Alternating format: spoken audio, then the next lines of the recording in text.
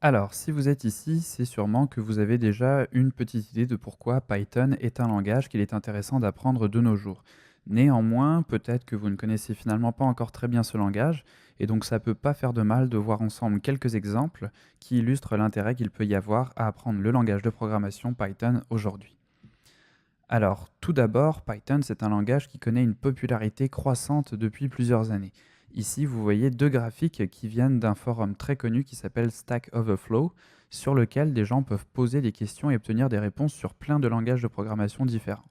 C'est un site très très populaire et c'est donc un bon indicateur de l'intérêt qui est porté à chaque langage. Donc si on regarde le premier graphique à gauche, on voit qu'à part JavaScript qui continue de croître un petit peu, tous les autres langages sont soit stables, soit en déclin. Il y a vraiment juste Python qui connaît un intérêt croissant et continu. Et si on regarde le deuxième graphique à droite, on voit que cette croissance n'est pas prête de s'arrêter puisque sur les 2 prochaines années, il est prévu qu'il passe de 10 à 15% du total des questions qui sont vues sur le site. Donc vous voyez qu'en apprenant Python, vous investissez dans l'avenir et vous vous assurez donc d'acquérir des connaissances qui vont être de plus en plus en demande. Python, c'est aussi un langage qui est réputé pour sa syntaxe simple et efficace. Les deux exemples de code qu'on a ici, en C++ et en Java, servent juste à afficher le fameux Hello World à l'écran. Donc on voit que juste pour effectuer une opération très simple comme afficher du texte, on a déjà 4 ou 5 lignes de code et on ne comprend pas d'emblée tout ce qui se passe.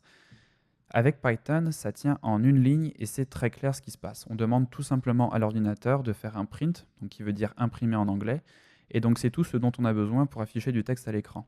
Ça en fait donc le meilleur langage pour s'initier à la programmation. Vous n'aurez pas avec Python des prises de tête avec plein de lignes de code pour commencer qui vont venir vous mélanger et rendre plus difficile l'apprentissage des concepts de base de la programmation comme les boucles, les structures conditionnelles ou les fonctions. Il en reste pas moins que Python, c'est un langage très puissant qui est utilisé dans beaucoup de domaines. Les données que vous voyez devant vous, elles proviennent d'un sondage qui a été réalisé par JetBrains, qui est la compagnie qui édite le logiciel PyCharm, qui est un des éditeurs de texte pour écrire du code parmi les plus populaires chez les programmeurs. C'est d'ailleurs mon éditeur de texte de prédilection que j'utilise tous les jours à mon travail.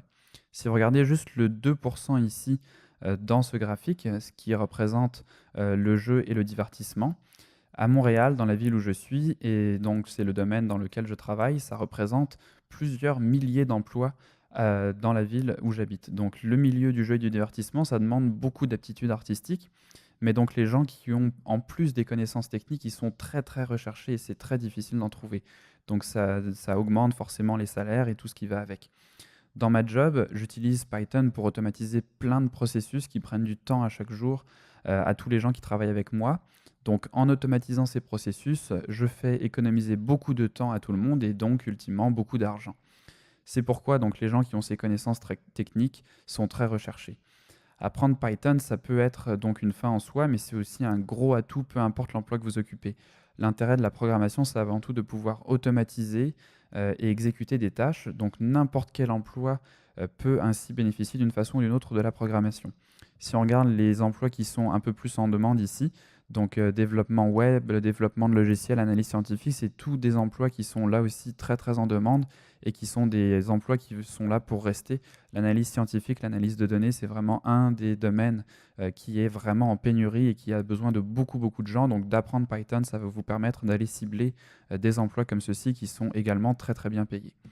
Si on regarde Python sur le marché du travail, un petit panel d'entreprises qui utilisent Python, donc des entreprises que vous connaissez tous, le CERN, le Centre européen de recherche nucléaire, donc même pour de la recherche nucléaire, des trucs comme ça très très avancés, très poussés, eh bien le Python est utilisé, donc c'est vraiment pas un langage à prendre à la légère.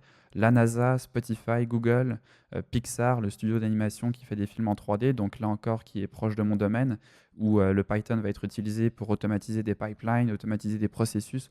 Donc toutes ces entreprises ici ont des postes avec des gens qui font du Python à longueur de journée. Donc si votre rêve c'est de travailler dans une de ces entreprises, apprendre le Python, ça peut être une porte d'entrée pour y arriver.